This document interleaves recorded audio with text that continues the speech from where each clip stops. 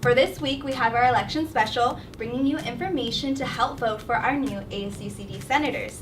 So, as a reminder, also, we are still giving out Temple Coffee gift cards from our sponsor, Temple Coffee. Comment theme for this week is, if you could have coffee from anywhere in the world, where would it be? So, our favorite comment will win a $5 gift card to Temple Coffee. Happy commenting. So now, on to our first slate. So, I'm Sabrina Sanchez, and I'll be talking about the base slate with Sam Chang from ASUCD and Alyssa Vandenberg from the California Aggie. Thank you so much for joining us today. So, the candidates running under base slate is Daniel Nagy, Jose Antonio V. Meneses, and Anastasia Retke. So, Daniel Nagy from base slate will be improving housing situations for Davis students, working with the city designing new affordable space that won't interfere with campus life, trying to make the pantry more accessible, accepting EBT on campus, advocating for more resources to help students navigate their mental health, and increase student awareness about potential raising of tuition fees to a 5%. Anastasia Retke will improve the administration visibility with student relations, form a new study abroad student program, promote sexual assault prevention through inter-Greek life.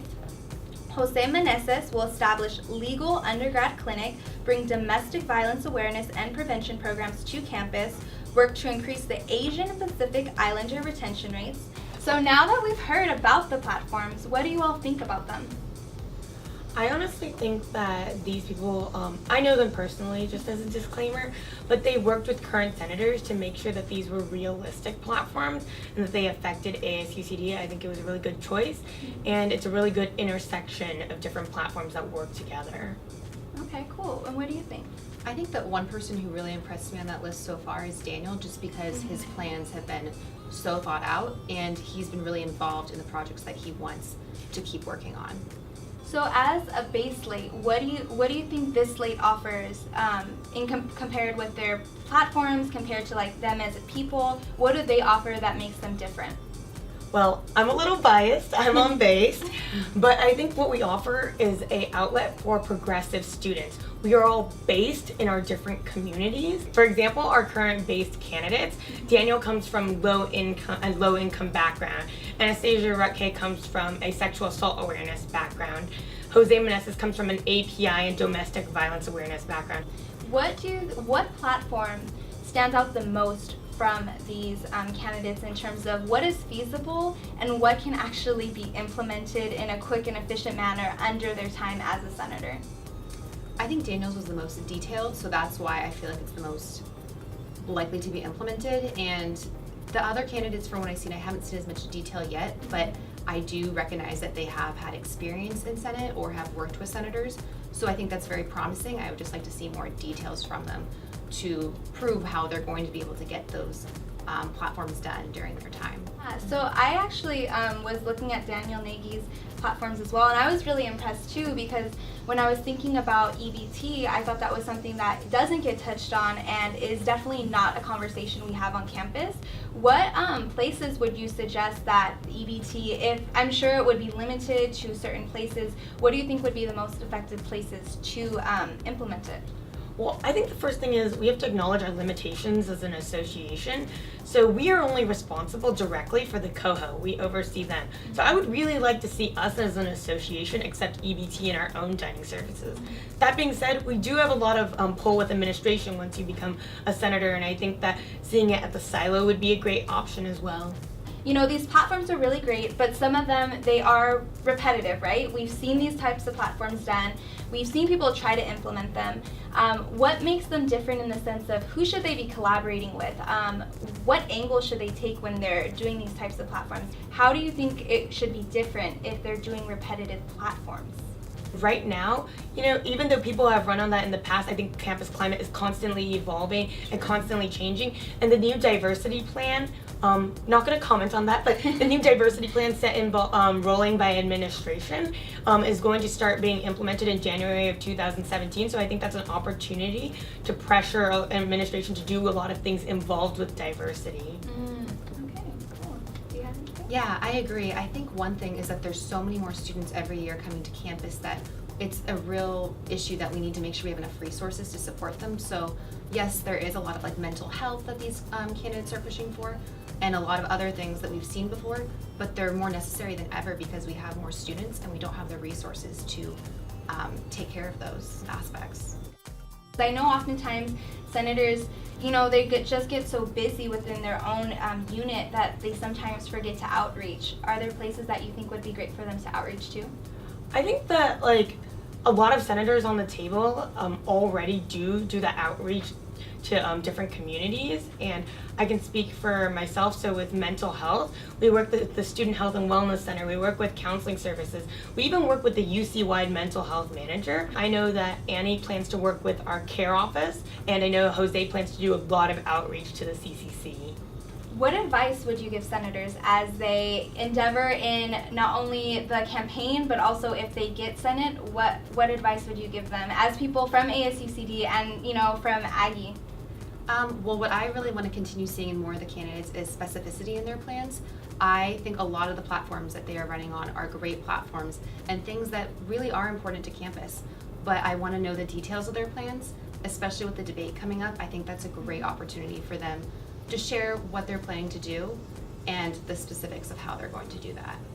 I completely agree. As a senator, I want to let you all know, all the candidates, the race is the easy part. But then once you become a senator, you're only accountable to yourself. And obviously that's not completely true. You're accountable to other members of the table, you're accountable to your commissions and your constituents, but really you have to be motivated in and of yourself. And if you don't want to complete your platforms, honestly, there's nothing stopping you, and I know a lot of people, this hasn't been addressed a lot, but people run for Senate for a line in their resume. And let me tell you, it is not worth it. 30 hours a week or 20 hours a week for $50 is not worth one line in your resume. There's more impressive things you can do. You need to want to serve the student body.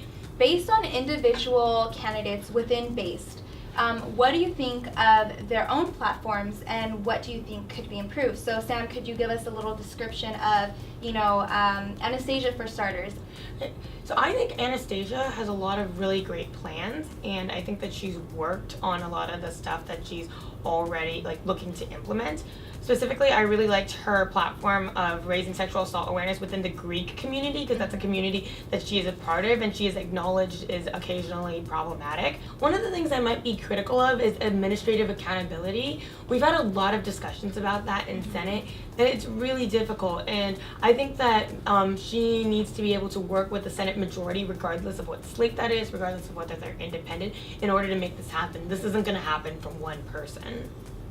Yeah, I think that's a really good point, and I think it's a really good topic that she brought up because it's a very prevalent concept right now, and it's something that we're seeing as a continuous problem on campus. So let's go into Jose. Two platforms that I really like that I think go hand in hand are API retention and domestic violence awareness. It's difficult to acknowledge this, but there are high rates of domestic violence in the API community, and the fact that he's willing to address that hard-hitting issue right off the bat gives me a lot of confidence in him. One thing that I could see being less feasible is perhaps the legal clinic. I know that he's been talking to a lot of different partners about that, and I know he's been in contact with the Pre-Law Association as well as the King Hall Law School.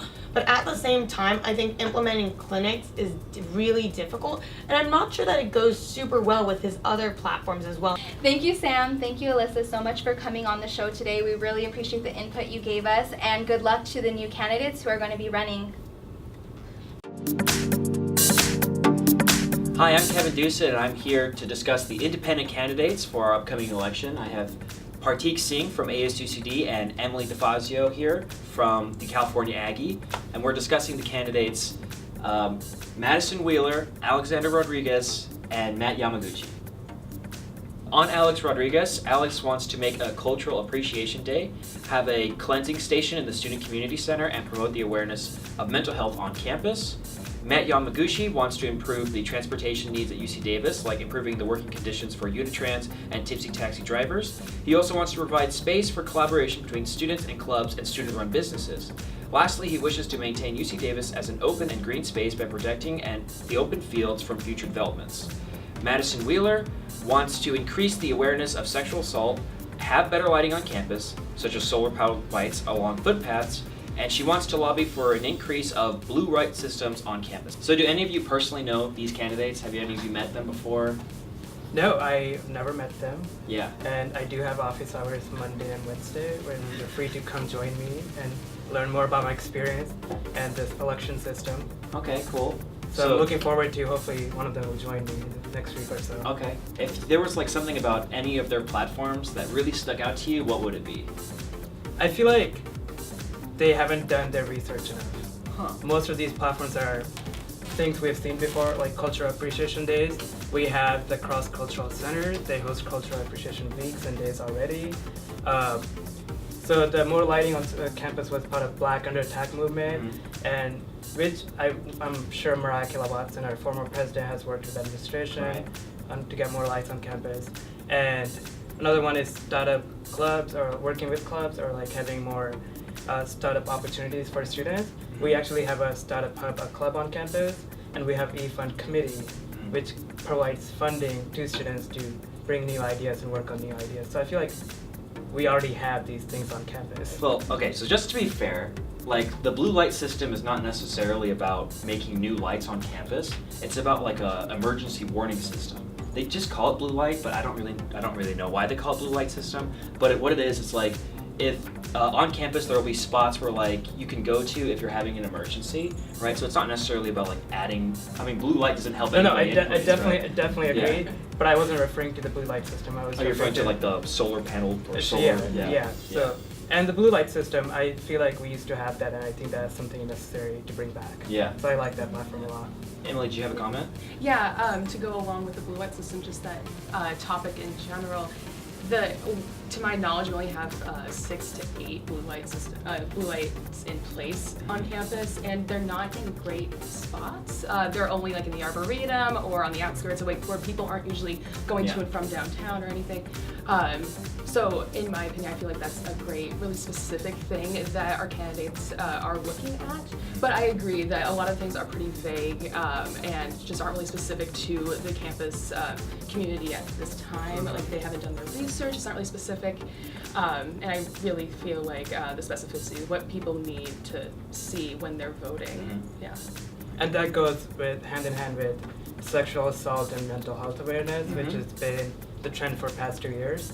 And it's been in conversation, and our senators, Sam Chang, and many other senators have been working on those. So I wonder if these new candidates are bringing any new specific steps to move forward. Cool. So if there was a space on campus you would like to see a blue light system in place, like where would it be? Because I'm thinking about it and I'm like, you know, in October, November to like February, everywhere around the library is like really disgustingly dark, right? And like I would really prefer there to like be a safe space there, because like even I'm a dude and I walk past there and I'm like, okay, I need to like get out of here because I can't see anything, right? And so I was just wondering if like there was a space on campus you thought could use more lighting or a blue light system. We'll go with Emily first. I definitely, the first thing that comes to mind is over by Young Hall on the other side of, like south of Social Science and Humanities. It gets really dark over by the bikes and the trees and everything, and I have to go over there a lot. Yeah. Right? And especially like at night to go pick up my bike, and it's not that I'm like, I feel like I'm in personal danger at that point, but I would definitely benefit from having something over by the. I mean, it's like the Death Star. It's called the Death Star for a reason. Yeah, yes. It's like super dark and scary, and I get lost in there all the time, and I'm a senior. And then, just to expand on that, I feel like the dark spots are a great place, and the spaces that students use the most, like the SCC, somewhere around the SCC, the library, the MU. I'd like to bring up the fact that these are all independent candidates, but each of them bring up a certain point within their platforms. Like Madison is focusing on campus safety, while Alex is focusing on cultural and campus diversity. What my concern is what happens if one of those people are not elected and that aspect of our campus is not addressed? oh yeah, Yeah, I you totally see- see that. Yeah, yeah. I think that'd probably be helpful to them, like in terms of the like political process, for them to be like, I'm willing to work with other people or like accommodate these platforms in my own platform because like I'm just trying to make the campus better. But then again, I'm not a politician and I don't know what they think. But if I was one, that's probably what I would say. I feel like most candidates who don't get elected sometimes disappear, but I encourage them to stay in the system, work with other senators to still get their platforms done. You still have the resources to get everything done. Like I'll be terming out in a month or so, and I haven't finished my platforms, and I'm still going to continue to work on them as I leave Senate. So it's like a, whole process. It's a whole, Yeah. especially when you have to work with administration, Yeah. then there are more And you got like these loopholes. 8-hour meetings and whatnot, and voting and scandal, and yeah. I wouldn't say scandal. Exciting stuff. Yeah, fair enough. So I'd like to thank Partik Singh and Emily DeFazio for coming on the show today. I've been Kevin Dusa. Thanks for watching.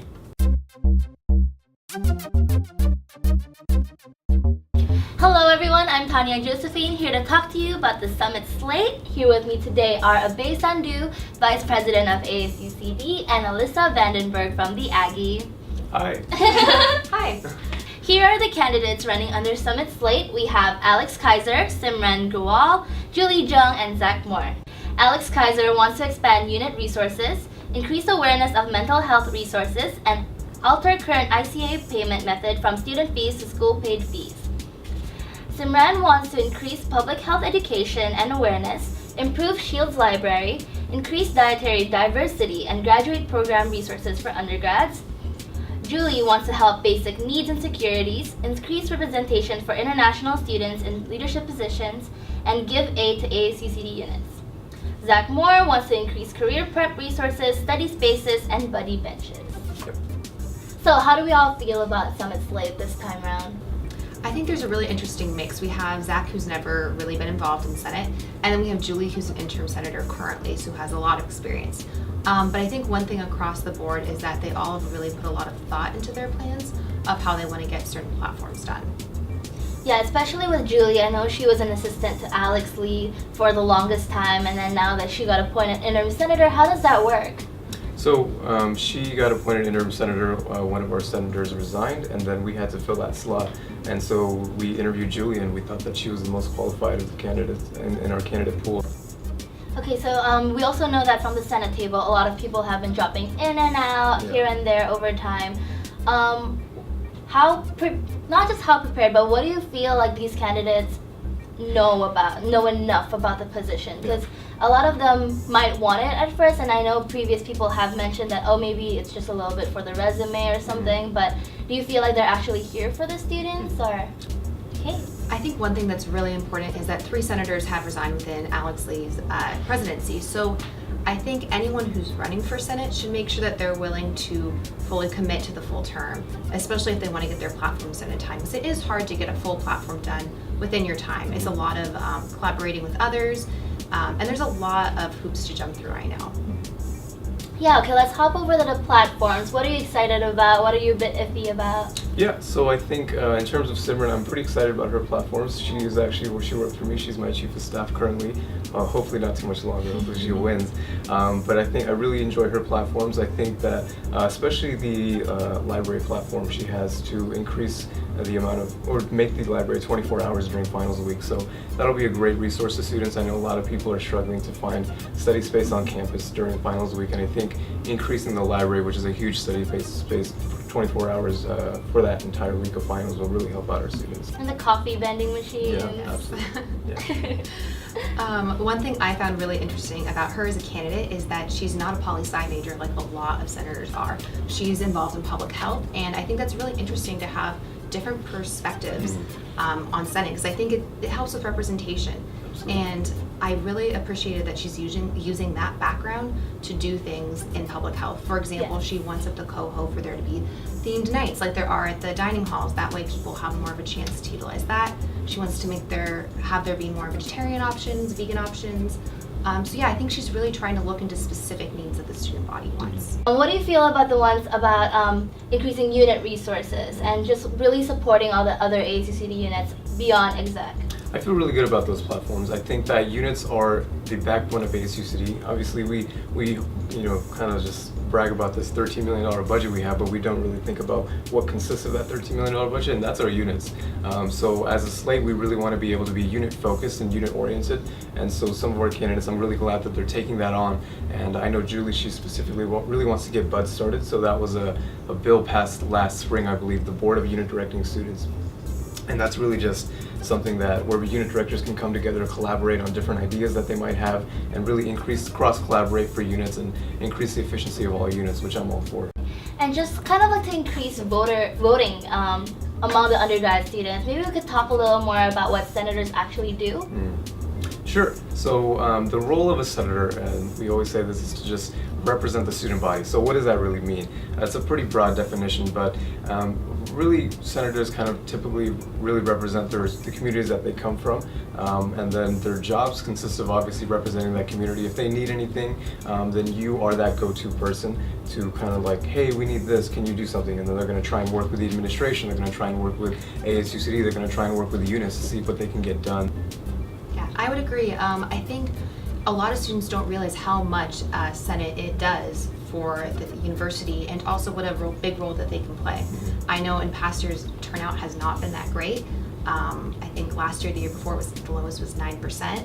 And I think that's really sad because you have a say in who you want to represent you, and I think voters should take advantage of that. Okay, so are there any specific platforms you're most excited about? One thing I'm really interested in seeing is Zach's Buddy Bench program. I think UC Davis does have this stereotype of being very friendly, very welcoming to newcomers, and that's one of the parts I love most about Davis. And I feel like that really capitalizes on this. So the Buddy Bench, for those who don't know, is a program where there's a bench, it's going to be painted a certain color or have a certain sign, and essentially it's just if you sit on it, you know that others are welcome to come up and start talking to you. So I think that's a really helpful tool for freshmen or transfers who might not know a lot of people on campus yet, to just kind of welcome in more people to talk to them. Well, is there anything else you want to talk about? Any last words? Yeah, so some of our other candidates as well, for Alex Kaiser, I really enjoy his platforms as well. So there's one that he wants to, if students don't know the current ICA funding model, so ICA is intercollegiate athletics, and students pay a hefty amount of money every quarter to pay towards athletics. And I know our current athletic director, Dr. Blue, he really wants to go away from that model because a lot of schools don't have the model that we have. ICA is usually funded through the university, but at UC Davis we're a little bit different in ICA being funded by the students. And so as we do fund it, we are the main stakeholders in that association. So hopefully through that platform, Alex can work with the athletics and ICA to slowly move away from that model and have the campus pick up the tab on that. Alright, thank you so much for coming in today, and everybody make sure to watch the Coho debate. That is next Monday, and voting starts November 8th through 10th. Also, comment below where in the world you would like to have some coffee to win some free Temple gift cards. So if you like this week's episode, make sure to subscribe to our YouTube channel and follow us on Facebook, Instagram, and Snapchat. And make sure to watch us every single week. Woo!